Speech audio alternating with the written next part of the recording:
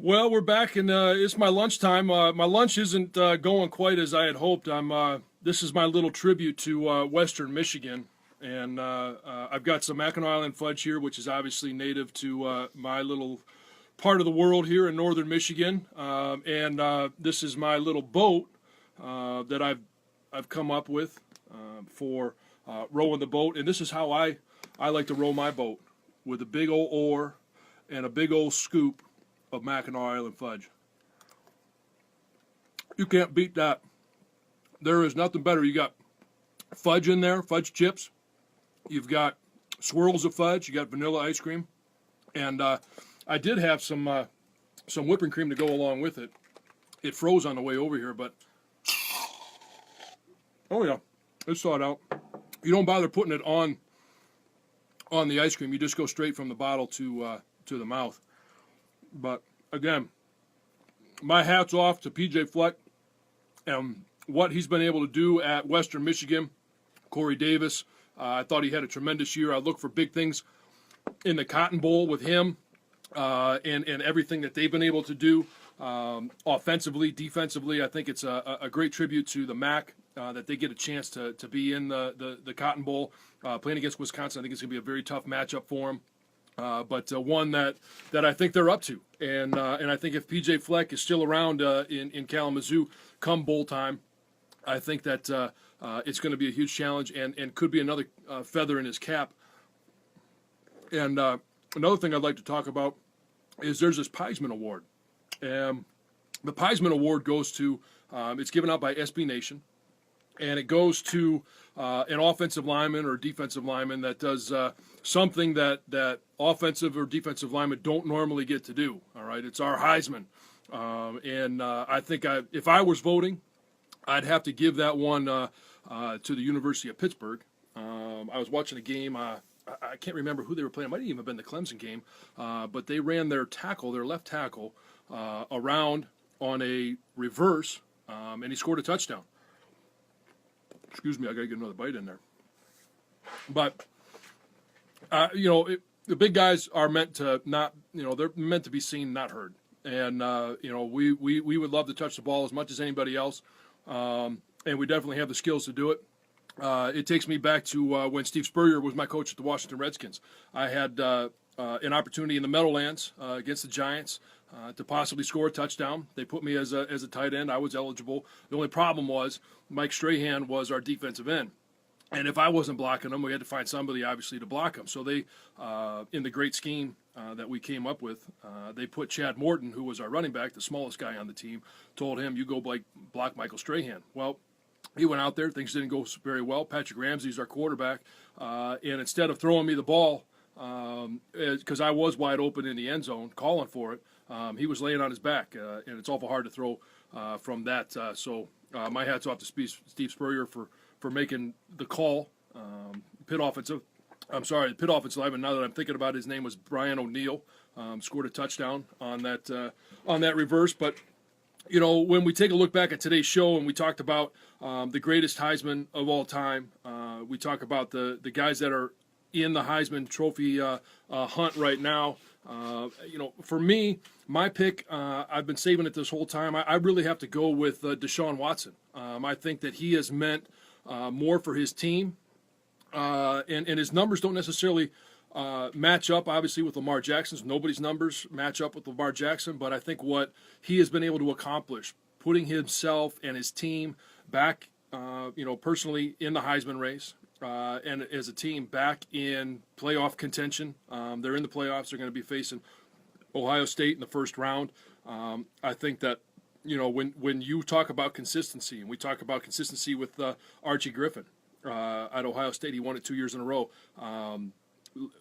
Deshaun Watson has been on the podium. He was on the podium last year. He came back this year. His numbers in terms of yards thrown and passing were better than they were last year. He didn't run the ball as much this year, but I think that's because defenses were geared up more towards stopping him as a dual threat quarterback, making him pass the ball a little bit more. And in doing so, he's also thrown 15 interceptions.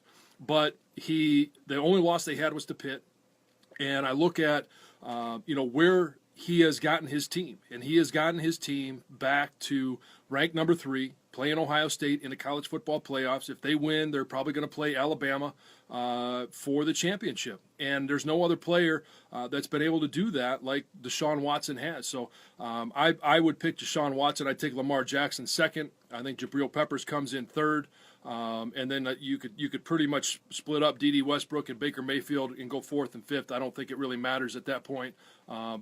Those guys had tremendous seasons. I think that Baker Mayfield came out the other day and said he was coming back. I'm not sure where he was going, but I'm glad to see that he'll be back, in the Oklahoma Sooners uniform, and that the Big 12 next year is going to have that championship game. I know they played a de facto championship game because Oklahoma and Oklahoma State were 1 and 2. That was great to see those guys play, and it was an exciting game. I think Baker Mayfield showed that even when D.D. Westbrook goes down with the concussion, he's able to make plays to other guys. He's able to utilize his running backs. He's able to spread the ball around downfield, and he shows great playmaking ability. And maybe next year is the year that he makes a move at that Heisman. But I just don't think this year it's in the cards for him. But you know what? I don't have a vote, so we'll see what happens. And so go to our Twitter page, CS Now Tweets. Check out that. Our Twitter, again, the Twitter question is, what is the greatest Heisman winner of all time? We've got Barry Sanders, choice number 1, Herschel Walker at 2, Tony Dorsett at 3, Archie Griffin at number 4. And, I think when you look at those guys, again, I talked a little bit earlier about Barry Sanders and his numbers. Herschel Walker, when you're talking about pure athlete, and not only an athlete at football, but he's been in Taekwondo, he's done all of these different things, and it has nothing to do with his Heisman.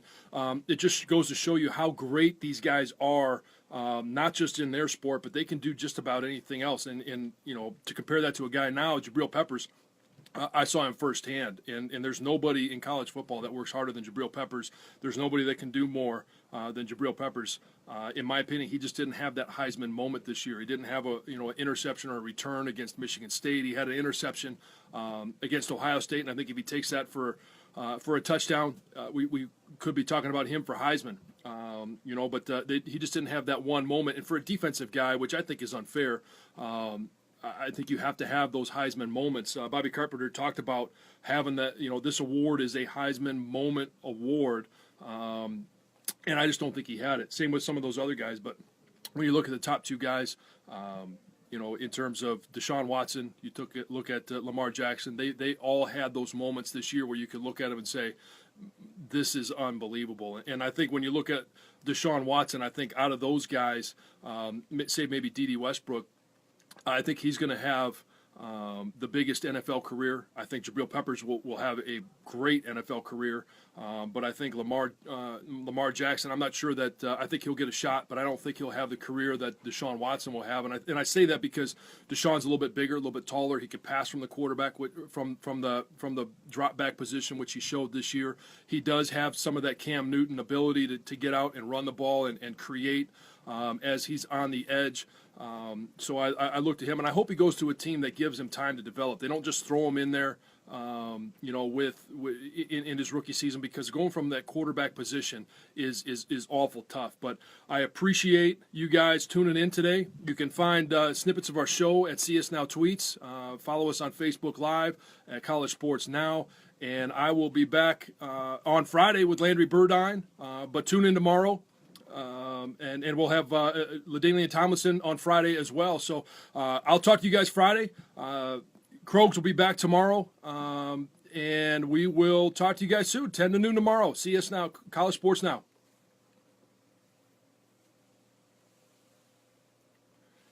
Sorry, I kind of butchered the end of that. Thanks, man. Yeah, just about. But it goes along with the donuts.